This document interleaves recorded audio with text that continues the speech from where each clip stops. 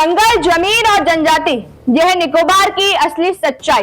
नमस्कार, आप देख रहे हैं हमारी स्पेशल रिपोर्ट, जहां हम बात करेंगे देश के उस प्रोजेक्ट की जो समुद्र के बीचों बीच सरकार की नजर से एक नई पहचान बन सकता है। वो है ग्रेट निकोबार प्रोजेक्ट। लेकिन आज यही प्रोजेक्ट सवालों के घेरे में है, क्योंकि वैज्ञानिकों से लेकर सामाजिक कार्यकर्ताओं तक सभी ने इस प्रोजेक्ट पर तत्काल रोक लगाने की मांग की है। आइए जानते हैं इस प्रोजेक्ट की पूरी कहानी।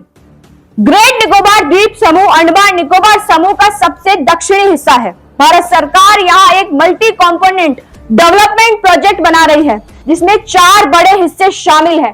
पहला, इंटरनेशनल एयरपोर्ट, जिसकी रनवे लंबाई करीब 3000 मीटर होगी, ताकि बड़े अंतरराष्ट्रीय विमान यहाँ उतर सके।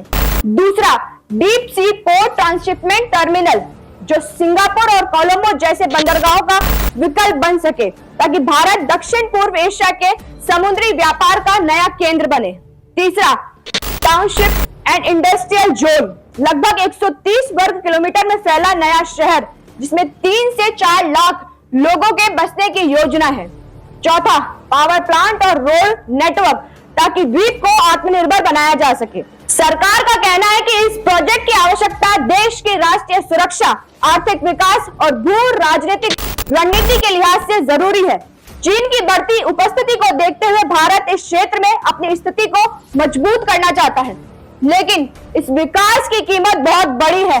पर्यावरणविदों के अनुसार इस प्रोजेक्ट के लिए करीब 8.5 लाख से 10 लाख तक पेड़ काटे जा सकते हैं। ये इलाका यूनेस्को बायोस्फीयर रिजर्व का हिस्सा है, जहां 600 से ज्यादा दुर्लभ प्रजातियां पाई जाती है, जिसमें समुद्री कछुए, कोरल रीफ और कई संकटग्रस्त पक्षी शामिल हैं। मैंग्रोव खत्म होने से समुद्री तट की प्राकृतिक सुरक्षा भी घटेगी। इस प्रोजेक्ट की दूसरी चुनौती है यहाँ के स्थानीय आदिवासी समुदायों का प्रभावित होना।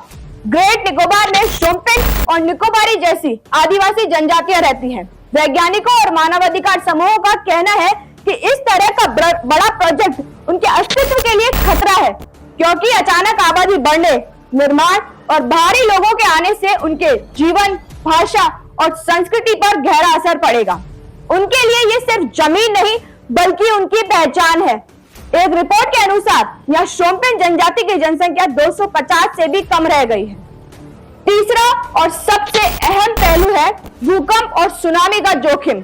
ग्रेट निकोबार यह वही इलाका है जो 2004 की सुनामी में पूरी तरह तबाह हो गया था।